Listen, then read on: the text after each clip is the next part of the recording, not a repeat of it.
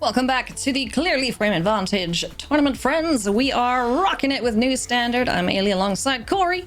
And we're going to jump into our second feature match from round one. It is good old SANDYDOGMTG rock and gruel aggro. You can always expect him to bring an aggro deck to the fray up against Riley HICKS playing the Is It Turns list. Now, I gotta say, Corey, I love this deck from SANDYDOG.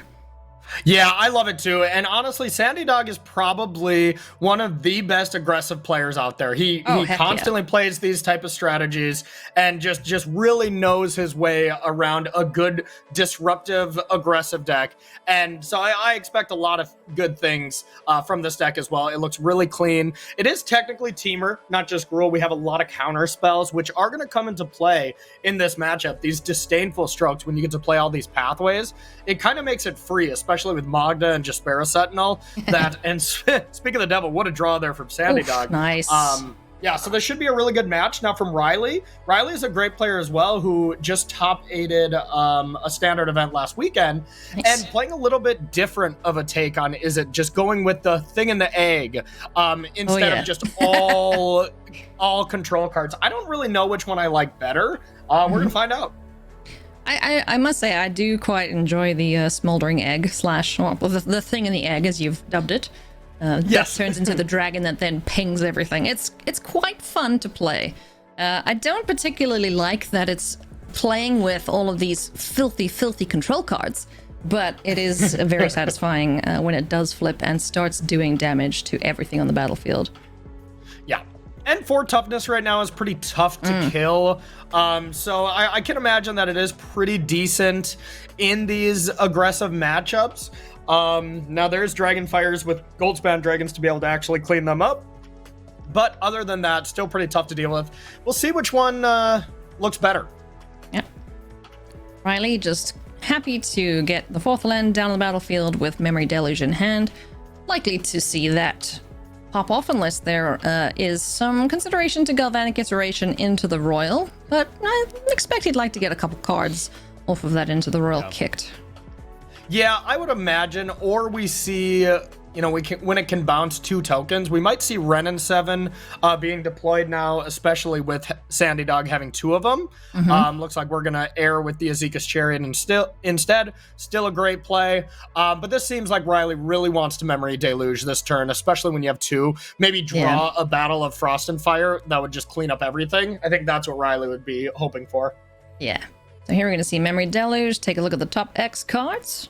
This card just gets better and better over time. Yeah, excuse me. That card is not even in Riley's deck with Egg. It's pretty tough to play both of them. And that will be a big cost in these aggressive decks. I think that's the best card for these from these Is It decks. Yeah, Battle of Frost and Fire is just pretty darn backbreaking, especially if you have, cards that can make you treasures, ramp you up to it quicker. Because, these Gruul decks like to go fast. It's just going to be the Smoldering Egg down on the battlefield with Into the Royal and Galvanic Iteration able to be cast. But no Galvanic Iteration with nothing else to do after it. So if there's something that needs booping, it's going to get sent back this turn. Yeah, and that's the big problem with the difference in these decks is we saw Eugene just able to slow the game down really at his will. Basically every single turn, and then did the crazy over-the-top stuff. Riley's basically relying on the crazy over-the-top stuff just to have any chance in a game, and right now, with how much stuff Sandy has on the board, it's going to be really tricky. Yeah, and here comes one of the most popular interactions in Standard is this Tree Folk being made off of the -3 ability of Renin 7, and Azeka's Chariot being able to copy that.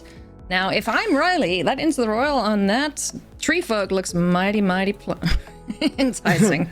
Yeah, I think you have to at this point. Like, you get a couple counters on your egg, so next turn you can maybe do some flipping and hope for the best. But yeah, you just cannot have 2 5/5s added to this battlefield. That's already very scary. That actually wasn't a bad draw. Now that you can Memory Deluge plus Spikefield Hazard to flip the egg, but I don't even know if that's going to be enough. I don't think so. This is just a very wide board to deal with here right now. Yeah, and a bit of an interesting take here from Riley to play an untapped land instead of the Hall must not really be planning on playing Memory Deluge and Hazard, maybe Galvanic Iteration and Memory Deluge with playing that 6 land. Mm-hmm. And just hope to string a bunch of all runs together. Guess that's a plan. That seems to be the best solution to the onslaught currently is just don't let them have another turn ever. A valid strategy, I must say. Renin 7 number 2 is going to come on down, and there's nothing that Riley can do about it right now. Just the Spikefield, Hazard, the Memory Deluge, and Galvanic Iteration available in hand right now. Tricky spot for the Izzet player. Yeah, really rough here. Really rough. What can Memory Deluge find? 2 mana available. Can we find a negate? Or a Jawari Disruption? Something of the sort? Ugh. Divide by 0 is the find. Unfortunately, that's not going to do anything. With just 2 mana available, Spikefield Hazard can deal 1 point of damage somewhere, but still not going to be enough to keep this from happening. Renin 7 number 2 is going to -3. There's many numbers going around now with these Planeswalkers, and Iska's Chariot's going to start copying things. Yeah, there is, Riley's going to have to be doing some dividing, but not really by 0. Just, trying to see how much damage he can take this turn to actually just stay alive. Ranger Class active, Essica's Chariot making another 6/6. That's a buttload of damage coming through. I'm not going to math that because math is for blockers. Riley's like, nope. Looking like 10 damage there, even if you block the Chariot. So that's just GG. And now looking at the Izzet Turns' sideboard, there's like a couple Cinderclasms and heated debate and stuff as far as ways to deal with creatures. But outside of that, not a ton. I definitely liked the way more removal being added to Eugene's list. Like, I don't even see any Burning Hands. That just seems like one of the better cards for Izzet right now. So interesting deck list for sure. Yeah. There is, I was wondering if there was a copy of at least Burn Down the House, deal 5 damage to every creature. You know, it's not, sure, it's not a Battle of Frost and Fire, but it does clear a board or give you blockers if you really do need it. So it's going to be a tricky one here for Riley Hicks to pull back from, up against this incredibly powerful rule aggro deck that the aggro aficionado himself, Sandy Dog, is rocking. Yeah, absolutely. And Burn Down the House, while it is good, the difference between 5 and 4 is pretty unlikely to come up, except like Renin 7 tokens, really, when they have 5 lands, which of course can happen. But outside of that, Battle of Frost and Fire also draws you cards at some point because this deck is full of super expensive cards. So, yeah, interesting choice to play that over it. On the other hand, though, I do appreciate the new cards getting some action. Even if they may not be the most optimal card for the slot, it is nice to see them being played. May I interest you in a Renin 7? How about 3? Jeez, like. I think this has got to go back. Yeah. It looks a little bit more serviceable. Got the Reckless Stormseeker. Yeah, along with some Ranger Claws. Reckless Stormseeker was a card that I honestly put as my #1 card from the Innistrad set. I think it's so very powerful. And this sequence of being able to go Stormseeker into Azeka's Chariot and attack the very turn you play it is just so incredible. Now, after playing for a bit, you know, I've seen how good Renin 7 is and how good it's in a lot of things. So I probably have to change my mind, but yeah, nice draw there. Sandy's good at drawing Jaspera Sentinel on 1. Yeah, he's got this guy's number. He's just like, hey, Jaspera Sentinel, I need to draw you off the top of the library. And Jaspera Sentinel's just like, yeah, you got it, boss. And there it is. Well, my favorite card from the set so far is Monkey Massacre. That card is great. Oh. That's not what its actual name is. Meat Hook Massacre? Meat Hook Massacre, yeah. Okay. Gabby Sparts pointed out that it looks like a monkey in the foreground. If you look at it quickly, it looks like the hand on the hook is a monkey. So it's Monkey Massacre to me. You know, there's so many cards that like you play with all the time, and it's just like I cannot call that card by its actual name anymore. Like Azika's Chariot, you know, that is the Cadillac, and you can't tell me any different. Nope, I won't. Kitty car, best car, Cadillac, whatever you want to call it. It's dope. Ooh, and here we go. Reckless Stormseeker down on the battlefield, swinging in here with the woof. Just gonna get in for 2 as that big old booty little egg is going to do some blocking here. And there's the is it and there's the is it Guildgate, or wait, no, that's a Snarl. Same thing. I'm a big fan of Snarls. Have I told you? No, I don't like that at all. I much prefer the fashionably late lands. Yes, absolutely. Yeah, but it's unfortunate. Is it just doesn't have one. So that is the one kind of bad thing. Yeah. I was looking for the Golgari one the other day. I'm like, where is it? And chat's like, no, it doesn't exist yet. Madam Isn't it frustrating when you get like half of the lands? Yeah. Like it was, I believe it was just like the Esper Triome that I was looking for the whole time. I'm like, come on, that doesn't even exist. Let me have it. Exactly. Tisk. Alas, we'll have to wait for Crimson Vow, I am assuming, for the rest of the the cycle. Agreed. All right, so the egg is on 5, so now Divide by 0 and Prismari Command can turn this on. So now it's going to get a little tricky for Sandy Dog to maneuver. I still think he's in a pretty favorable position. We'll see if Sandy just wants to... You got a couple options. Either just level and hold up Disdainful Stroke, which I like a lot, because you also get to attack with your flipped... or your Storm Charge Slasher here. Yeah.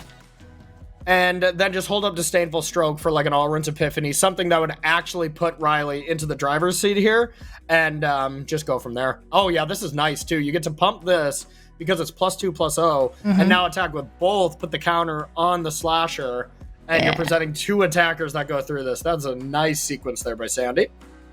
Very nice indeed. Prismari Command is going to be rude though, unfortunately. Kill the poor little Awu, transform the egg into the Ashmouth Dragon, and now any subsequent spell is going to result in 2 damage being dealt to any target, so...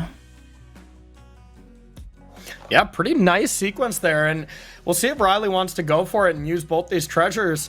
That does kind of, stop a lot of shenanigans that Riley would be able to top deck as far as really... over-the-top spells, but still a nice mana-efficient play. Yep.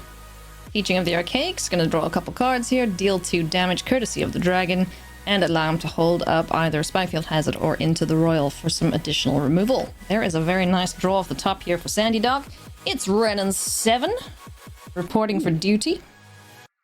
Not bad. And now Sandy Dog's getting to the position of the game where he's just really far behind, and at this point, you just have to jam the biggest things you can. You also don't have to worry about an Alrund's Epiphany this turn, so I think I would have liked seeing one of these 5-drops being jammed, but still not bad. Yeah, I guess it is a bit of a tricky situation, because Alrund's Epiphany and I suppose Memory Deluge are the 2 targets for Disdainful Stroke. Yeah, yep. And I guess like burn down the house or something, but you're not really afraid of that. Right now, I think we're just done, right? We can Expressive Iteration, double Spikefield Hazard. Yeah, that's this is just gonna hurt. Yeah, those Spikefield Hazards just turn into lightning bolts. Yeah, no big deal. Yeah, just need another red source there. Whee! I like seeing dragons swinging. Bolt. Even better than Lightning Bolt, because you get to spread out the damage. So yeah, I mean, here's the power of Ashmouth Dragon thing in the egg here. The thing in the egg. You love to see it. Now that's my kind of control being done there. We still have one more game, I believe, between those 2 players, so we'll jump back in there and go and check it out. But first, we're gonna take a very short break. So oh no, we're gonna jump back into the action right now. That so was short. Yeah, we still got one game to go. I want to see what happens. You said a short break, and that was as short as it gets. That was a very short break. Literally 3 seconds. Try and beat that, I dare you. Yeah. All right, so let's see. Doesn't look like many changes for Sandy Dog. You know, sometimes you have some play draw configurations that you like to mix it up. But once you're up against a control deck, you almost always are just taking out your removal, bringing in your counter spells, exchanging your Dragon Fires for Disdainful Strokes. A really solid play, or solid plan, excuse me, just because these rule decks are such a finely tuned machine. You really can't change too much with them. Here we go, game number 3. Is it turns? Well, we haven't seen any extra turns yet from Riley Hicks. Ooh. Did he sideboard them out, perhaps? I did not see. That seems slightly strange to me, but definitely possible. Just as strange as Sandy Dog having 3 Renin 7s in his opening hand once again there, having to mulligan. That's just bad luck. Well, apparently they come in multiples, so let's see if we can get, you know, the first draw of the day for Sandy Dog, or first draw of the game being just Spare Sentinel. That would be something. Yep, Sandy can see clearly now. The Ren is gone, so... Speaking of clearly, this tournament is, of course, presented by Clearly Frame Advantage, and they've just released their new gamer glasses, so if you would like to go and get a pair, you can save 30% off with the code MAGIC30 at checkout. That is for the frames, so go check them out. If you want to save your eyes from strain, they also offer prescriptions glasses now, so yeah, if you're like me and you're blind as a bat without your glasses on, go get them. You know, I play Magic all the time. Content creator, streaming, commentating, and just having the lights shining down at me and looking at 3 monitors constantly, my eyes ache constantly by the end of a long day. So I might have to try them out, even with decent vision. Yeah, I think I'm gonna go pick myself up a pair because, you know, I've heard from people saying like, yeah, it actually helps cutting out the blue light from the screens. It saves an eye struggle from headaches, eye ache, and when I have a headache, I am a grumpy bumpkin, so... yeah. A grumpy content creator, huh? Oh, yeah, that's no fun. Yeah, that is no fun. No one likes that, so... What I do like, though, is this board state currently. I don't like the lack of a 4th land, but if we can get Magda turned sideways, we can get that going. Along with Essica's Chariot, maybe copy some treasure tokens here, but Into the Royal and Divide by Zero are going to prevent any fun like that, I'm sure. Yeah, a lot of the cards that are extremely detrimental to Sandy Dog right now are not blue cards. So Riley can't be too hyped about his hand right now. You really, really want to see Cinderclasm right now to be able to do some damage. And I like what Sandy Dog did here, and that is not copy a cat. Not only are you playing around Divide by Zero, Into the Story, stuff like that, by not getting really blown out by losing a cat and then losing 2, essentially. You just get some mana now, and you're able to just have a little bit more breathing room if there is a Cinderclasm. So just deliberating whether or not to follow up with something here. I mean, do you go for it, or do you just try and get as many treasures on the board as you can, and perhaps Magda goes and fetches a dragon?